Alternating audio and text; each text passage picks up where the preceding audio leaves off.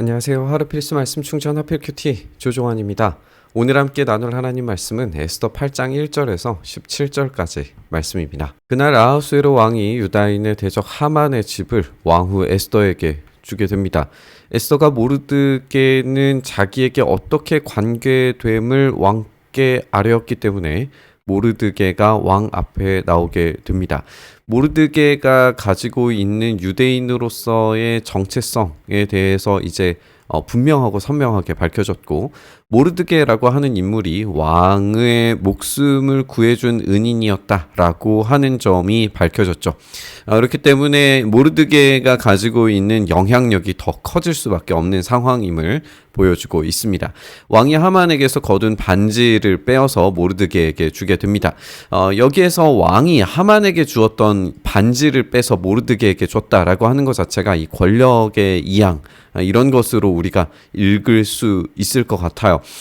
또 다른 한편에서는 왕이지만, 그리고 굉장히 권력과 힘에 대해서 집착하는 그런 인물이지만, 그럼에도 불구하고 본인 스스로가 판단지기보다는 다른 누군가에게 판단을 자꾸만 미루는 모습을 보여주기도 해요.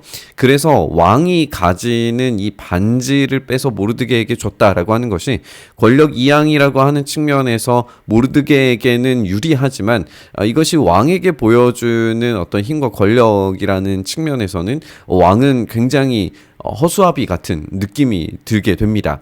에스더가 모르드게에게 하만의 집을 관리하게 합니다. 그래서 모르드게가 유대인이 하만의 집, 그러니까 아말렉 사람의 집을 관리하게 되었다라고 하는 이야기로 확장되게 되죠. 이래서 아말렉과 유대인 가운데에서의 갈등 관계, 그리고 하나님께서 이미 출애굽 이후부터 말씀하신 것들에 대한 확실한 이야기들이 점점 더 확장적으로 이어지고, 아말렉에 대한 심판이 어떤 식으로 이루어질 것인가에 대해서 우리가 볼 수 있게 될 겁니다.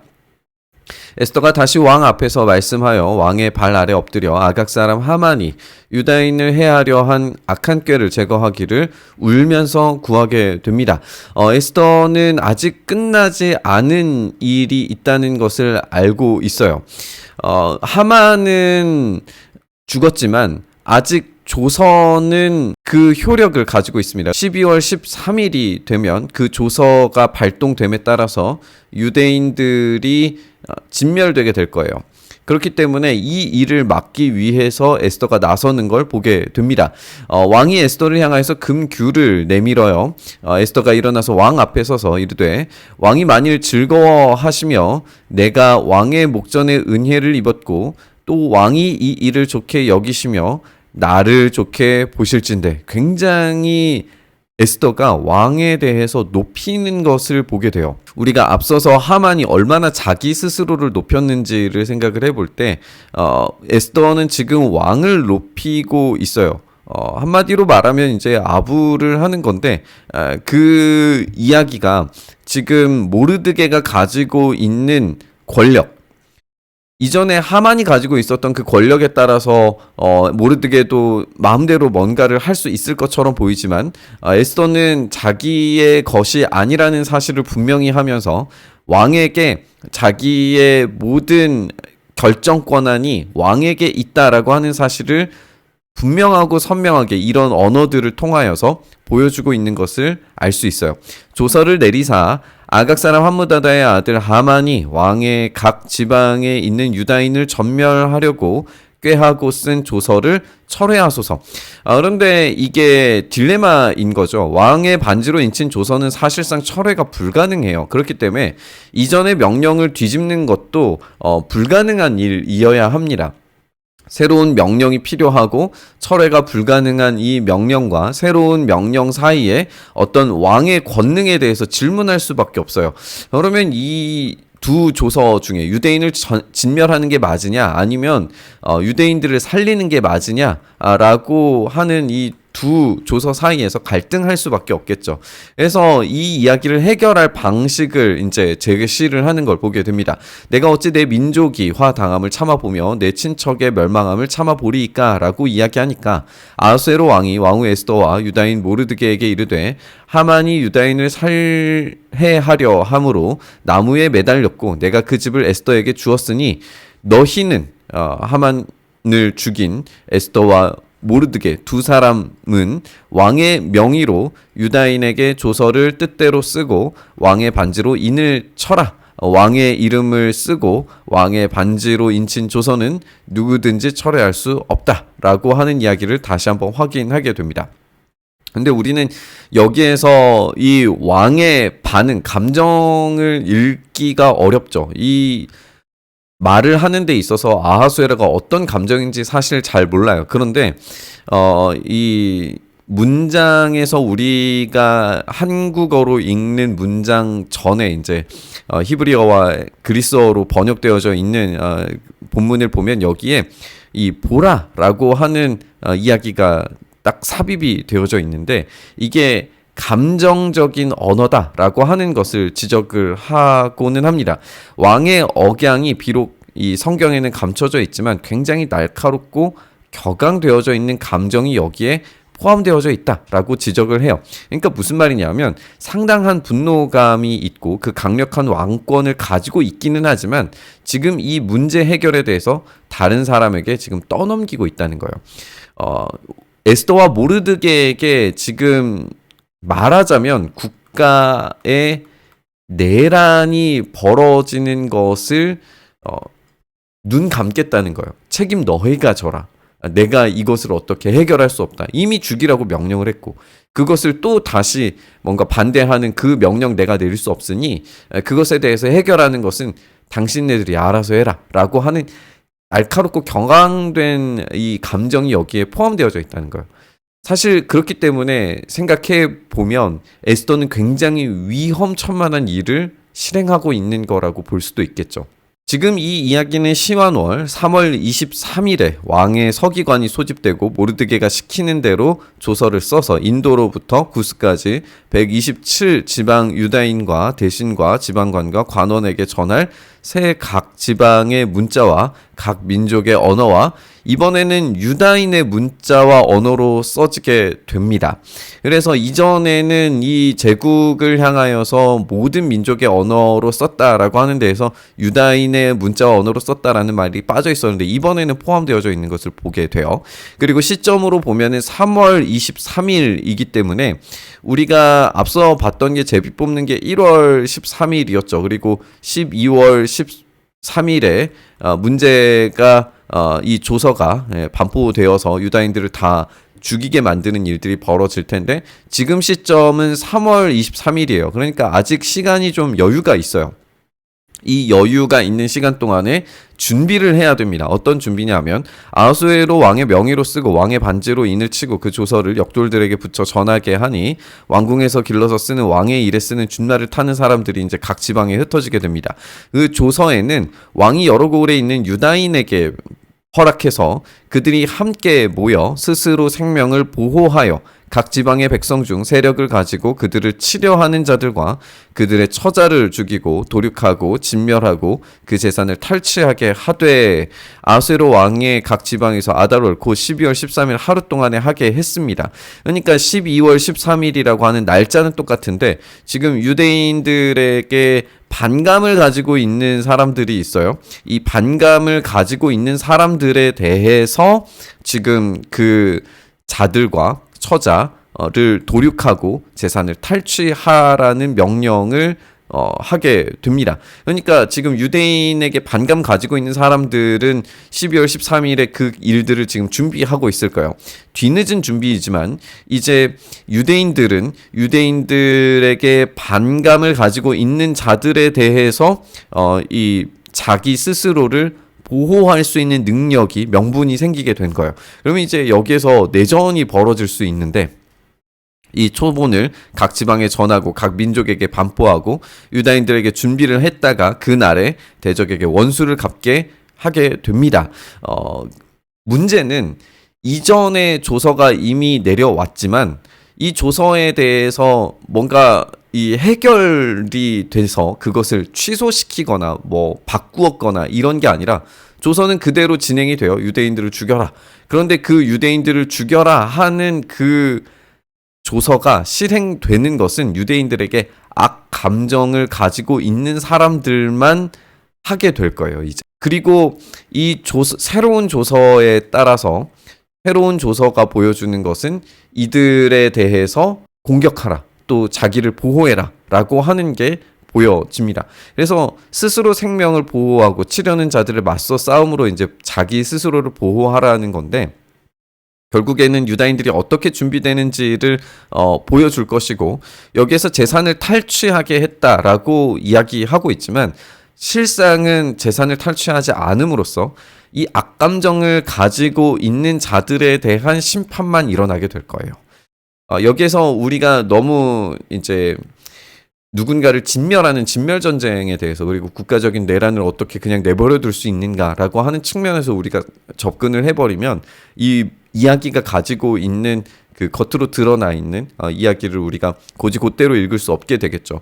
우리는 이 내용 그대로 유대인들을 완전히 싹 쓸어버릴 홀로코스트 같은 일들이 벌어지려고 하고 있었고, 그것에 반대되는 조서가 반포됨으로써 말하자면 이제 나치에 대한 또 나치 중에서도 극렬한 이 범죄자들, 전쟁 범죄자들에 대한 처형이 일어나듯이 마치 그런 것처럼 이 새로운 조서가 이 악한 감정을 가진 적들에 대한 심판이 일어났다라고 그렇게 이해하면 좋겠어요. 왕의 어명이 매우 급하게 역졸이 왕의 일에 쓰는 준말을 타고 빨리 나가고 그 조서가 도성 수산에 반포가 되게 됩니다. 모르드게가 푸르고 흰 조복을 입고 큰 금관을 쓰고 자색 가는 배 겉옷을 입고 왕 앞에서 나오게 되니 수산 성이 즐거이 부르며 기뻐하고, 이 반포되는 이야기 가운데서 왕과 모르드게가 함께 걸어가는 것이 기쁨과 영광으로 드러나는 것을 보게 돼요. 이로써 왕도 사실 이제 자기가 이 조서를 변개하는 또는 이제 말을 바꾸는 듯한 조서를 보냈을 때에 그것이 어떤 역효과가 날지 사실은 잘 모르는 거잖아요. 그런데 오히려 사람들이 그것에 대해서 즐거워하고 기뻐한다라고 하는 것을 보았을 때, 그 영광을 얻었다라고 하는 것을 보았을 때 어떤 감정이었을지 이제 또 다시 한번 생각을 하게 되겠죠. 지금 힘과 영광 받는 데에 대해서, 이 명예에 대해서 굉장히 강조하는 이 왕이 지금 영광을 받음으로써 이게 잘못된 선택이 아니었구나, 뭐 이런 생각을 가지게 된다면 충분히 모르드게에 대한 또 에스더에 대한 신뢰를 계속해서 보여줄 수 있을 거예요. 그 이후에 이제 있는 이야기가 그런 이야기들을 연결해서 우리에게 보여줄 겁니다. 유다인에게는 영광과 즐거움과 기쁨과 존귀함이 있었어요. 이전에 반포된 명령은 굉장히 슬픔과 죄를 뒤집어쓰고 회개의 어떤 행진을 해야만 하는, 금식해야만 하는 그런 행진이었는데, 이제는 새로운 이야기가 영광과 즐거움과 기쁨과 존귀로 이어지는 행렬이 가고 있다는 것을 우리가 보게 돼요. 우리가 단면적으로만 볼 수 있어서 입체적인 이야기를 우리가 다 알 수는 없기 때문에 우리가 이 이야기 속에서만 느낄 수 있는 감정이라고 하는 것은 뭐냐면, 하만은 굉장히 권위주의적이고 명예를 중요시하는 사람이에요. 권위와 명예를 중요시하는 사람이 어떤 권위주의적인 의식을 가지게 되면은 사람들에 대해서, 그리고 낮은 사람들에 대한 어떤 존중이라든지 또 이 사람들을 보호하는 조치라든지 이런 것들이 잘 생기지가 않아요, 우리가 일반적으로 생각할 때. 근데 모르드게 같은 경우는 굉장히 자기의 명예를 중요시하는 것은 똑같죠. 어떤 적 앞에서도 스스로를 굽히지 않을 수 있는 당당함이 있는 사람이에요. 그럼에도 불구하고 에스더라고 하는 자기 손에서 키워진 그 고아 여자아이가 여왕이 되었을 때 그 앞에 완전히 순종할 수 있는 사람이었어요. 한마디로 말하면 이 사람이 명예를 가지고 있으면서도 불구하고 권위를 드러내기보다 이 존중하는 사람이었어요. 그러면 이 사람들이 타자들에 대해서 어떤 방식으로 대하했을지를 우리가 충분히 상상해 볼 수 있을 것 같아요. 그러면 이 하만의 권력 체계 아래에서 벌어졌던 이 퍼레이드와 모르드게라고 하는 이 권위와 명예가 굉장히 높지만 그럼에도 불구하고 사람들을 포용하고 존중할 수 있는 사람의 이 퍼레이드가 어떤 다른 반응을 보여줄 수 있을지는 우리가 충분히 예상하고 생각해 볼 수 있겠죠. 이제 그런 이야기의 반전들을 우리가 생각해 볼 수 있을 것 같아요. 왕의 어명이 이르는 각 지방, 각 읍마다 유다인들이 즐기고 기뻐하고 잔치를 베풀고 그날을 명절로 삼으니 본토 백성이 유다인을 두려워하면서 유다인이 되는 자가 많았어요. 그러면 유다인을 두려워하고 유다인이 되는 자가 많았다라고 하는 사실은 그 반대로 유다인에게 악한 감정을 가지고 여전히 그럼에도 불구하고 첫 번째 이 조서를 실행하려고 하는 사람들이 줄어들었다는 말이고, 그럼에도 불구하고 그 조서를 실행하려고 하는 자들에 대한 이 보복이 정당성을 가지게 되겠죠. 이전에 반포된 칙령이 변개할 수 없었다라고 하는 사실과 또 새로운 칙령이 반포되었을 때에 그 새로운 칙령을 반포하는 사람의 어떤 이 행동과 모습, 그리고 그의 권위와 그 명예에 따라서 분위기가 완전히 바뀌는 것을 우리가 읽을 수 있어요. 저는 이 이야기 속에서 이전의 율법과 새로운 법, 생명과 성령의 법이 우리 안에 있는 어떤 이 관계성들을 좀 생각을 해봤어요.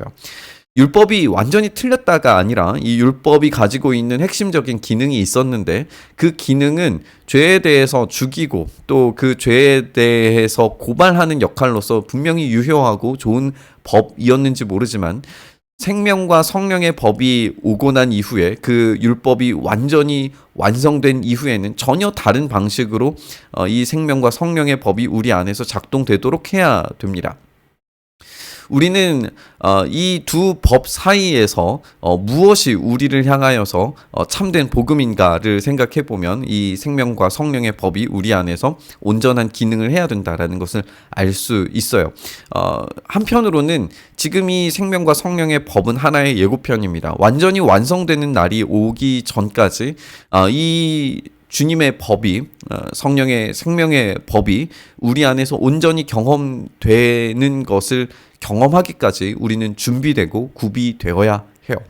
완성의 그날까지 이것이 우리에게 기쁨과 즐거움과 영광과 존귀함을 가져다 주는 것은 사실이지만 그것이 완성되는 그 순간까지 아직 남아있는 시간이 있다는 말입니다. 3월 23일부터 12월 13일이 올 때까지 그 준비되는 시간들이 있을 텐데 그 12월 13일 최후의 날이 왔을 때의 모든 이야기는 끝나고 그 날이 축제와 경배의 어떤 환호의 날이 될 겁니다.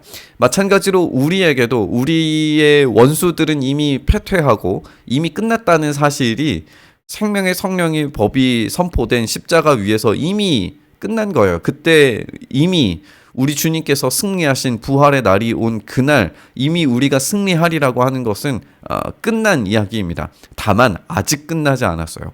우리는 여전히 준비되고 구비되어서 그 최후의 승리의 날 우리는 큰 기쁨과 영광의 날을 맞이하게 될 겁니다. 이 두 시간선 사이에 이미 승리했지만 아직 완성되지 않은 이 시간선 사이에 우리가 있습니다. 그러므로 우리가 그날이 오기까지 구비되고 준비되는 삶을 살아야 될 줄 믿습니다. 오늘 그런 삶이 사라지기를 간절히 바라고 소망하며 우리 묵상의 자리로 나아가시죠. 주님, 우리에게 그 놀라운 승리의 날이 곧 오기를 간절히 바라고 소망합니다. 그렇게 우리에게 오셔서 놀라운 승리의 역사를 보여주시기를, 그 마지막 날이 속히 우리 가운데 임하기를 간절히 바라고 소망하며 우리 주님 예수님 이름으로 기도드리옵나이다. 아멘.